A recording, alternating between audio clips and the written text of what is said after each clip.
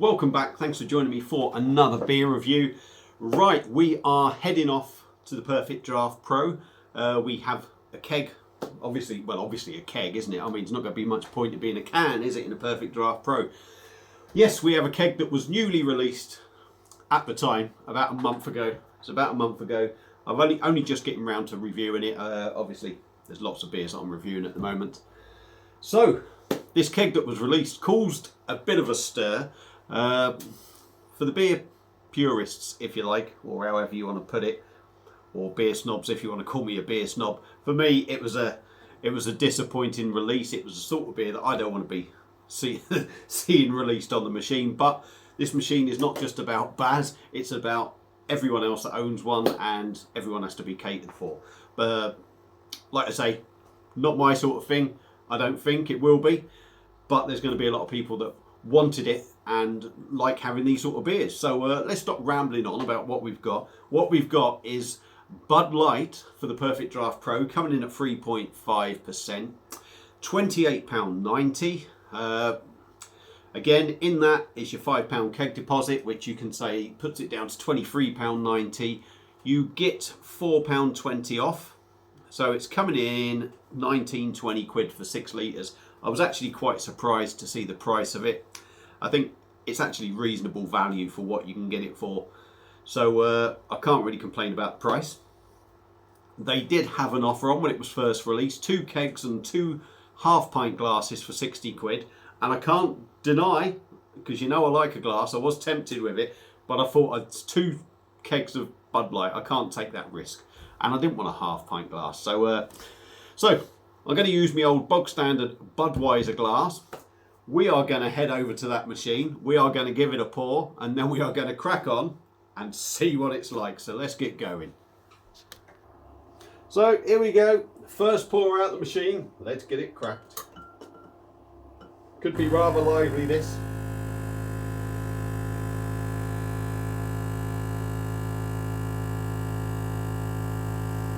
Probably be a reasonably big head for the first pour, but should settle down after a little bit.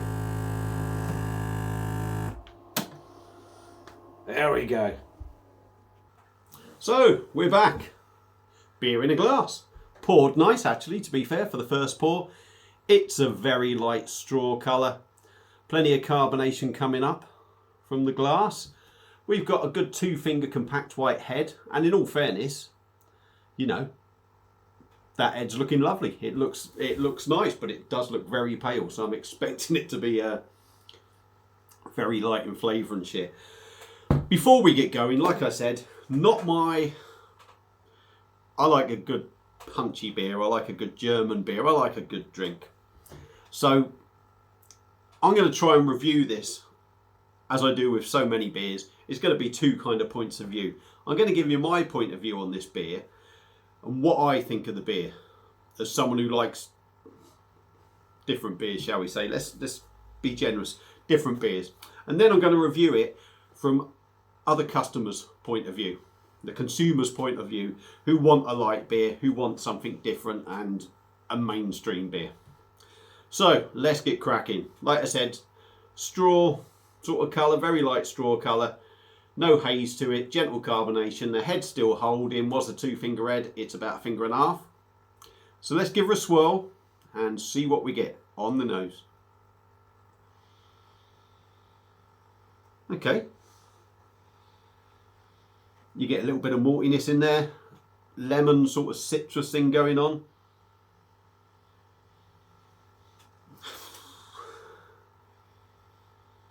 It doesn't smell bad. There's nothing for me nasty in there. It's a little bit sweet cornish, if I'm going to be totally honest. It's got that sweet corn sort of aroma, but nothing nasty. It's got to be said, there's nothing particularly nasty in there, but nothing that is going to really compete with a good old quality German or Czech Pilsner. So, without further ado, let's try Bud Light, coming in at 3.5%. Cheers.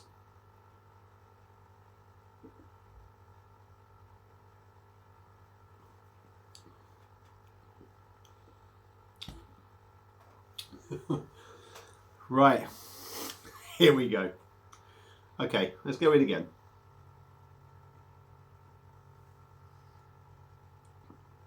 Very light, very thin, very watery in body.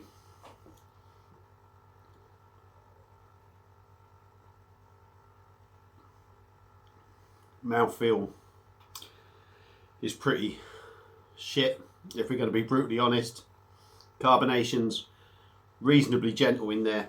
They haven't over-carbonated this beer, which is a good thing, let's be honest. Yeah, mouthfeel's not particularly great. It's not particularly smooth, it's not particularly soft. Body's quite light, as you'd expect. It's Bud Light, it's 3.5%. Taste-wise,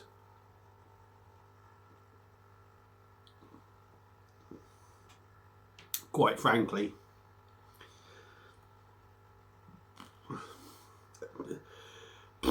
water. That is about the smallest step up from tap water that you can get. There's no real inkling that there is a beer in there. It is light to drink, don't get me wrong. It's light to drink. It's what you want it to do. You do get a little bit of lemon in there, but it's very watery. There's not an awful lot of taste. You maybe get a little bit of a bready kind of thing on the back end, just if you search really hard for it, under the cushions and everything.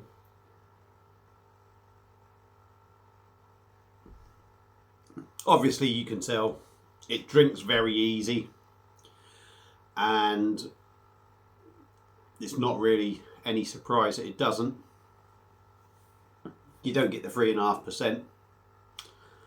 So, what do I think of it? Right, first we're going to go with Baz's own view on this beer. Right? Now, there's going to be two views on this beer. Like I say, there's going to be maybe your bog standard consumer view, and there's going to be my view. This is my view.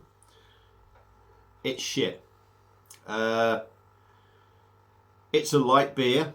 I'm not a fan of light beers. I like a beer to have a bit of balls about it. I like it to have a bit of body.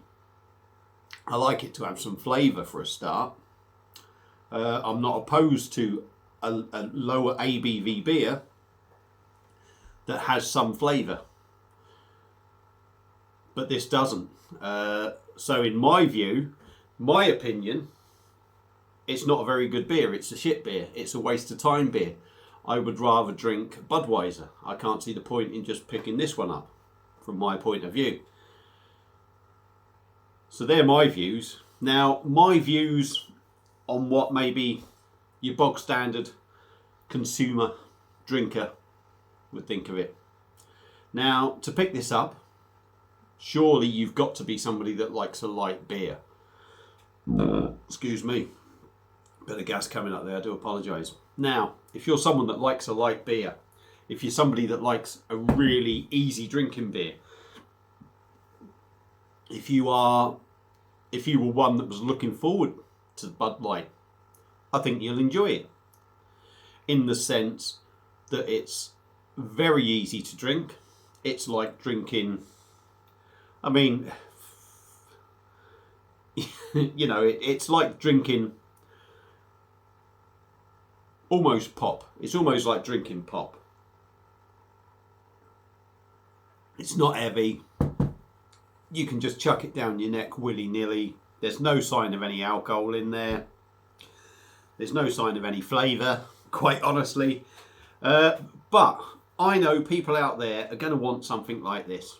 Now, if you're one of them people, I think you'll like it. Because like I said, it doesn't punch you in the face with flavours. So you're not sort of really going to get, you know, how can I put it, bored maybe. It's very light to drink. It's very downable. It's cold and it's wet. So is tap water.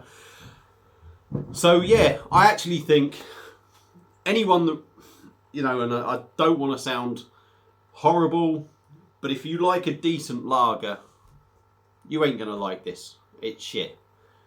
If you're one of these people that like a lighter beer, something a little bit easier going, I can see it being popular. Would I pick it up again? No chance. Not in a million years.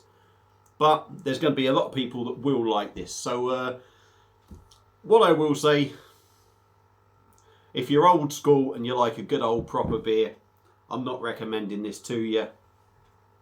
If you like them light and you want something easy to drink, and price-wise it's good value, I think, give it a go. So there you are. That's my review of Bud Light on the Perfect Draft Pro. I won't be picking it up again. And I've only got 9 more pints to go, but it should be easy to get rid of because it will go down just, will it? So yeah, they're my views. If you've had it before, let me know what you think. Feel free to comment. Apologies if I've offended anyone, but I'm just giving you my opinion. Thank you all for watching, like I say. Feel free to comment. Feel free to like the video, share the video, subscribe to the channel and all that lot. And I'm going to leave it there. So enjoy the rest of your bank holiday weekend, and I will see you again soon on another beer review. Cheers.